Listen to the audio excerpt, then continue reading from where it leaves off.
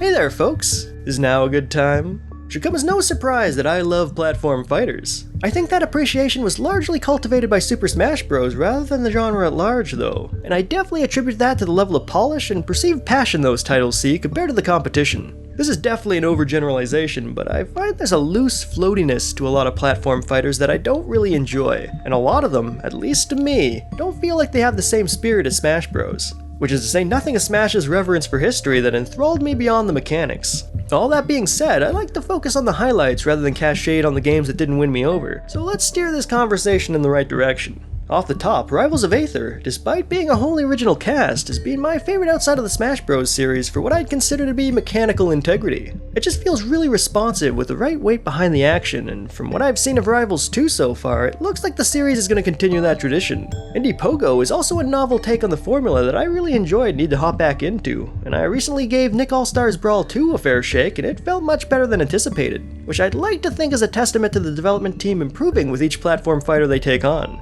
PlayStation All-Stars Battle Royale is definitely a beast of its own too, but I like how it tried to do things differently, and despite a looseness of the gameplay and a heavy focus on finishers, I still sunk plenty of hours into it thanks in no small part to Sir Daniel Fortescue having a place on the roster. It's a shame Sony cut its DLC plans short and the game never received a sequel, because I would have loved to see where it'd go from those humble beginnings. Like I mentioned earlier though, the de facto platform fighter experience for me is Super Smash Bros. I'm of the opinion that if you strip away the nuance of style, taste, and subspace, each entry is technically better than the last, but I wouldn't want that statement to be a disservice to the earlier entries. I actually love revisiting every game and try to do so whenever possible. Each game was my go-to multiplayer experience during their time in the limelight, so they all have thick layers of nostalgia built up for me. Since they're all on different consoles too, they each have a distinct look and feel reflective of their generation that adds to that historical appreciation I have for them and the many franchises they represent.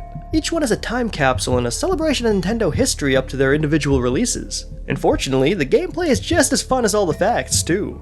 Anyway, there's always more to say, but thanks for taking the time to hear a few of my thoughts. This format is actually a series I've been building up to add value to premium platforms like Patreon, so please consider supporting the channel through there or other avenues as they crop up to not only help me, but help yourself to some slick little perks and bonuses. As always though, your viewership is already plenty, so no pressure to check it out. At any rate, I'll be sure to catch you in the next video.